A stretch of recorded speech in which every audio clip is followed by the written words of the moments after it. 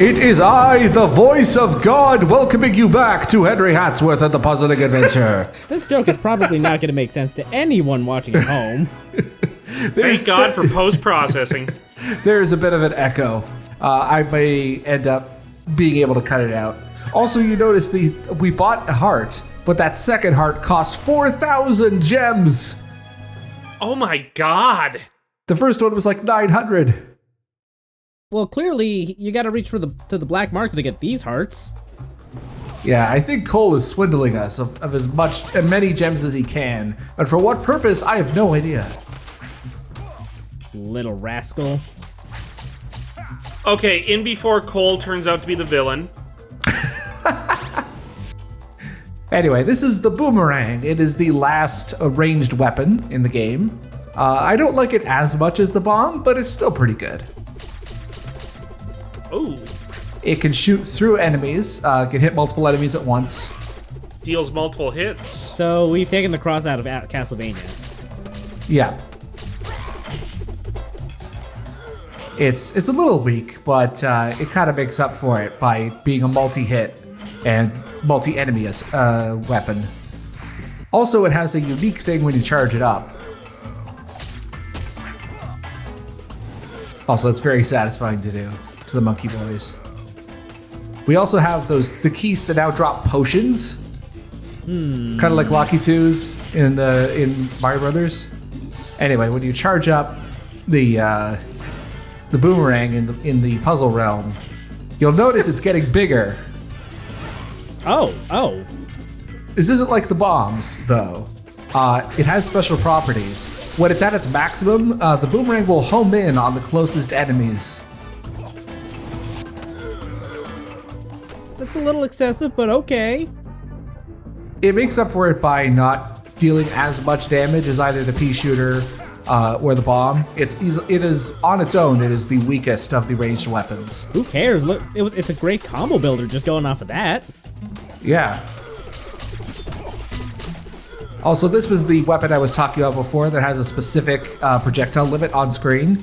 If you're playing as powered up Hatsworth, you could have 2 boomerangs on screen at once. But if you're playing as depowered Hatsworth, you can only have 1. Oh, that's rough. And considering the pathing that the boomerang takes, if you're in the wrong position at the wrong time, it could take a very long time for the boomerang to come back to you. This game also follows the setting tradition of the new Super Mario Brothers game, so World 3 is a beach. Lovely. Yeah, I guess that is a beach world. So this is another unique area gimmick. We don't need to kill the enemies. Instead, we have to destroy this door. I swear I've seen this mini boss in Mega Man. Probably. And this, its only weak point is that eye in the center. At least this version of it. Its only weak point is the eye. Oh, here comes the big boomerang. It's really at its most useful when there's 2 boomerangs on screen. Also, those potions, yeah, they are basically the Locky 2 bombs from Super Mario Bros. 1. The game also kind of pulls a trick on you, because boomerangs are not the best weapons to use on these doors.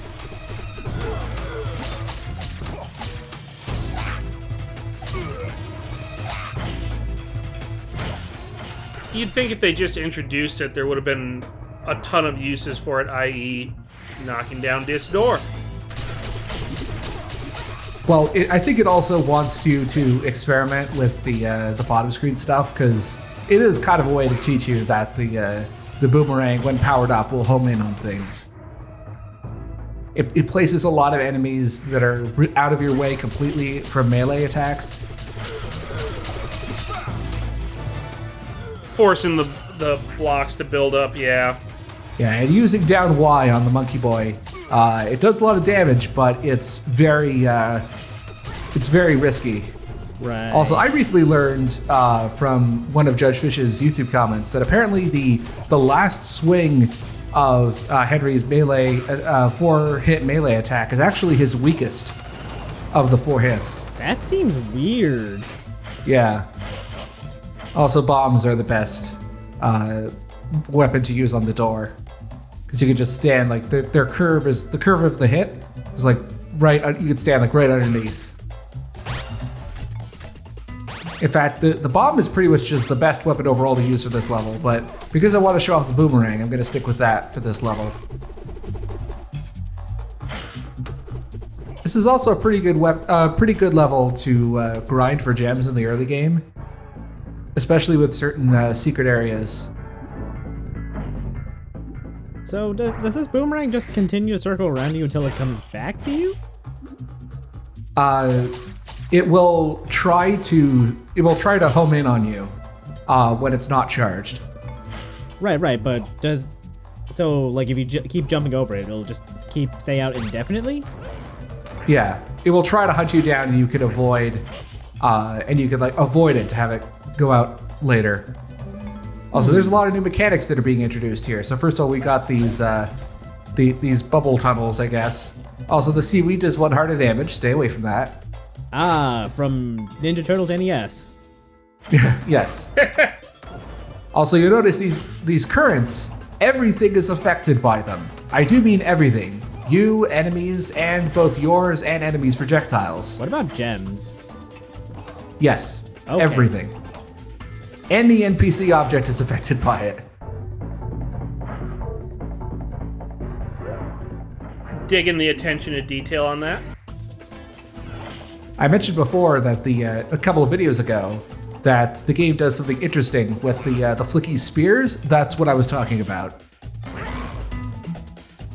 Oh. I almost missed a chest over here. Also, there are those floating mines. They do what you expect. Explode. Yep.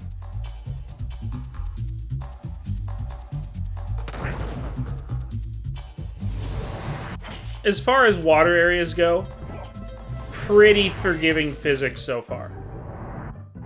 Yeah, you'd think. Just wait till the back half of this level. Of this level?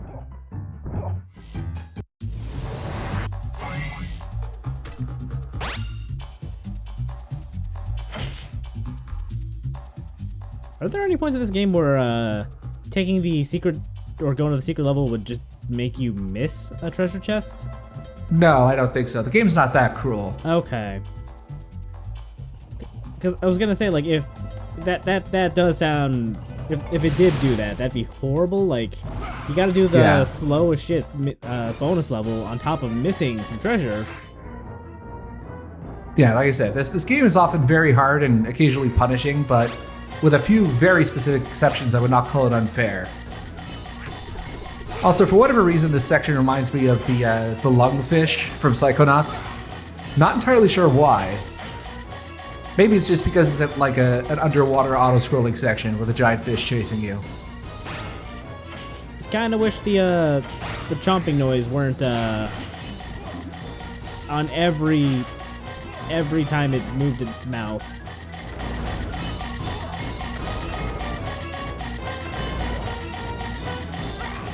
So yeah, as I was saying before, the game, this is basically your test to see if you've mastered the water physics. And we're on the first level of World 3. And yes, you cannot press down the jump button fully to make these, or you will hit the seaweed. The game is very picky about what it constitutes a full jump versus a jump press. Of course. Mega Man 2 style water physics. Yep. Although thankfully you do have a bit of leeway in this section, because those currents will lift you up if you miss a jump by a little bit. The game will not be this forgiving in later levels in this world. So even there, I pressed, just a little bit too hard, and I ran right into those mines. Damage boost? You also notice we're getting a bit of extra super meter now because I bought the Coward's Comfort. Okay, I was wondering why it was lasting longer. I also like that the fish just swims away in the background when we complete this level. Not to give anything away, but we may or may not be seeing the fish again later. Please be Lance's pet fish. And of course, where there's water in a video game, there's also lava. That seems like a bit of whiplash there. Well, I mean, it's a video game. What do you expect? Particularly one inspired by the great platformers of old. Underwater volcano. Okay, why not? Yeah, I mean, I don't exactly know how it works, but I do know that there's a lot of... Okay, I'm not going to go any further just to not make a fool of myself, but yeah, there's water and volcanoes go together. Also, here's another thing, playing around with the physics and with the puzzle realm, that there's these boulders, which you could just block by solving a puzzle. Now no more boulders, at least out of that column. Okay. That's handy. That would have been nice to have in a DKCR. They should have done that for the 3DS port. Be great, you know, it not just having the waggle controls removed. You also get an entire new Tetris section on the bottom.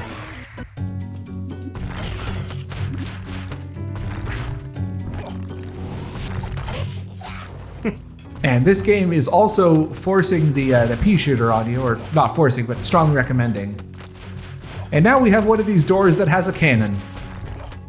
Oh, I see. So it's not just a thing you see for a mini boss fight. No, this is a recurring enemy. It's an iDoor, the latest Apple product.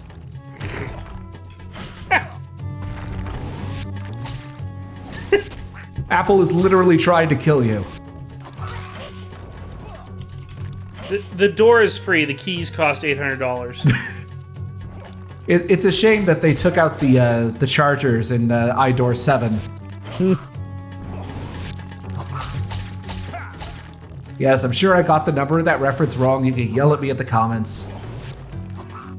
I completely forgot that they took chargers out. Yeah, like until recently, I was using an iPhone 5S. And then once I upgraded to an iPhone 11, I was very confused as to why there was no headphone jack. Oh, you missed that debacle entirely? Oh boy. Yeah. Where do I begin?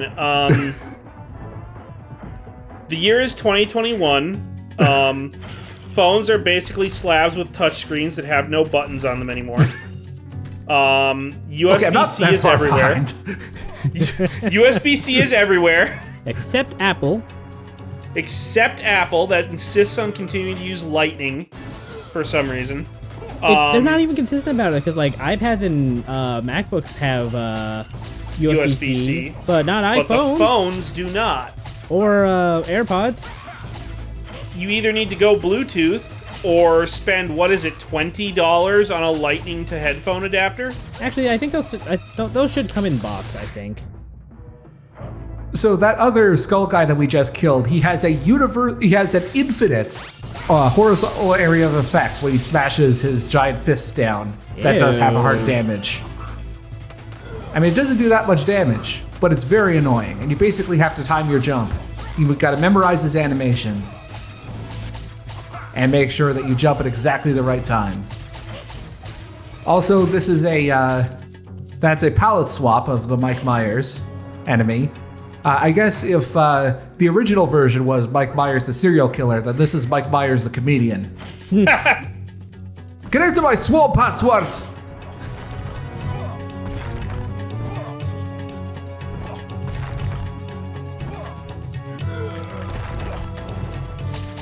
Yeah, you gotta time that exactly right. Especially when I'm down to like half a silver heart. See, what I should have done there is that you can actually interrupt the fourth the fourth swing of that with the down Y, and you'll end up doing more damage. Ah. I appreciate the fact this has deep and complex platforming mechanics. So I should point out that the reason that those two blocks over to the right didn't they didn't get solved because it was actually, well, in that case it was crossing over with Henry's hitbox, and then over there it did the same thing but with the boulder's hitbox. Okay. Yeah, the hitboxes are a bit larger than the character models. Yeah, I'd say. Except in the case of this guy, where it just seemed to be like grazing his hair. Ooh, yeah, that one looks like a tiny hitbox. The hell kind of pose is that? It's like he's posing for a fashion magazine or something when he dies. The mics are a little bit weird.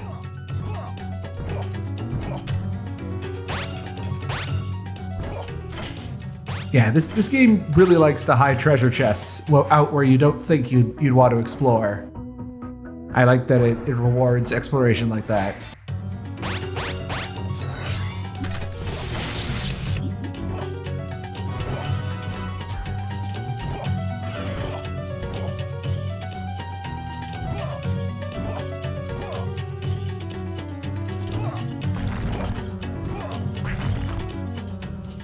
I do appreciate that the boulders can damage the enemies. Yeah. Does the boulder stop being able to hurt you after hurting an enemy, or once it like touches down on the ground?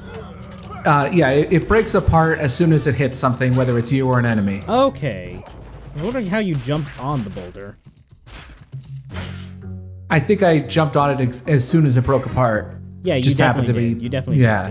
did. Just happened to be perfect timing. I just wasn't sure of the rules around the boulders. Oh, I've seen this section in a Castlevania game. Yeah, cubbyhole platforming, as I call it. I'm sure there's a better name for it. I mean, if there is, I don't have one, so cubbyhole platforming it is. I usually call it shit my timing's off.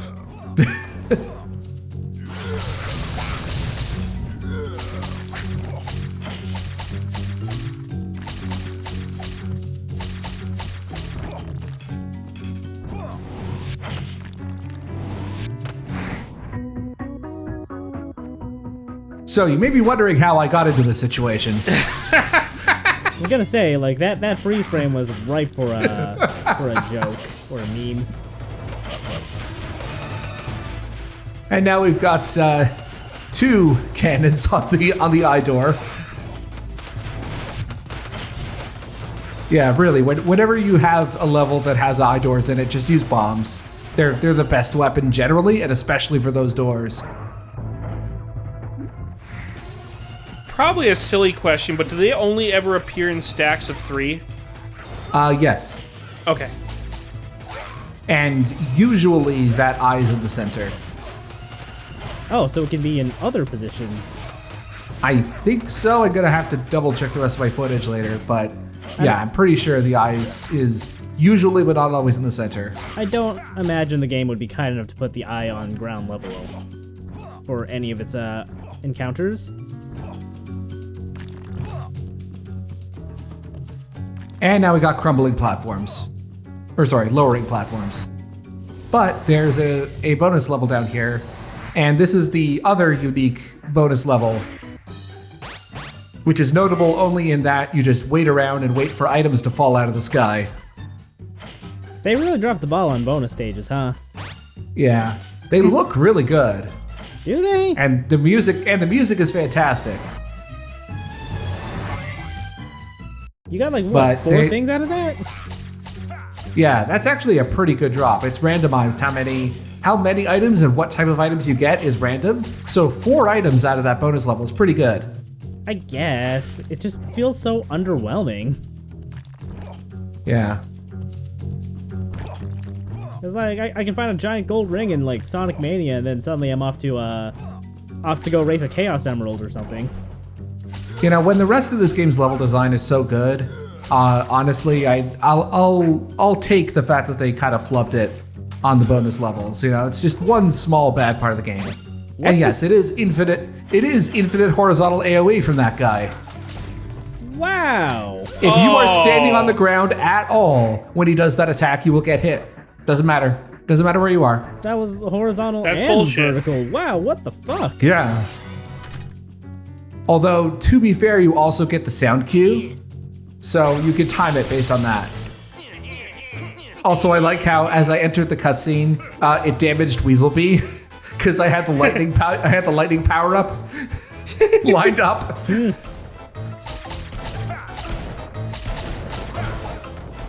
So this is the bullet hell Hatsworth fight.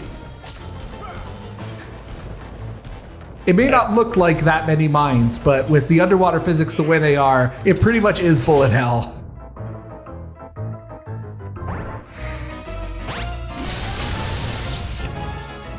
And I just barely had enough invincibility to make that through. That was extremely reckless.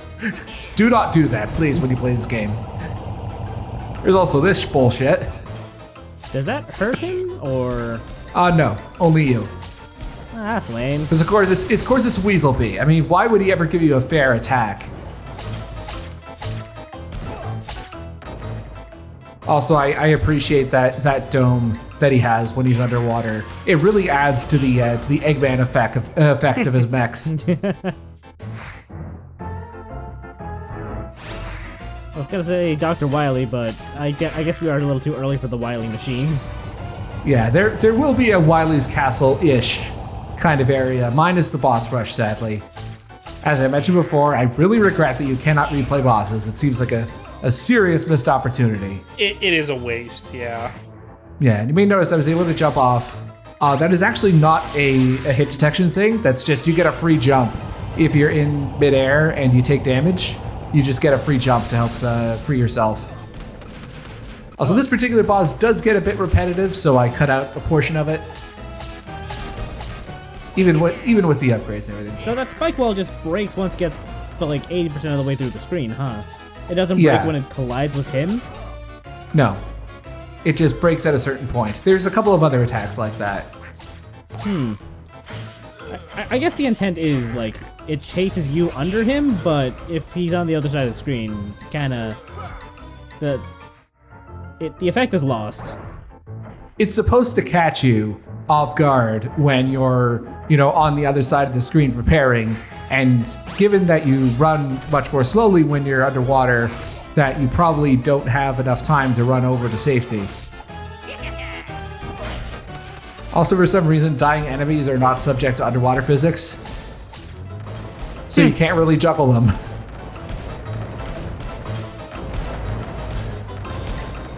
That sounds like a job for the boomerang. Yeah, you can use stuff like the boomerang and even the basic pea shooter upgrades to juggle. It's really cool. I try not to use as many of the special stuff in the LP, just not to break up the pace, but yeah, this is probably my least favorite Weaselbee fight. So, hey, it's all uphill from here. We're going after the Master's Piece? What? The masterpiece is like the one piece holding everything together. The gentleman's thong. Yeah. Yeah, if you think of the other pieces of the suit as the other rings of power, then the masterpiece is the one ring. It's the one that you use to control everything. Aha, okay. If it really is the Master's banana hammock, I'm okay with him getting it. And then Henry snaps his fingers and destroys half of humanity. I think you're getting your intellectual properties mixed up there, but okay. Sure, let's roll with that.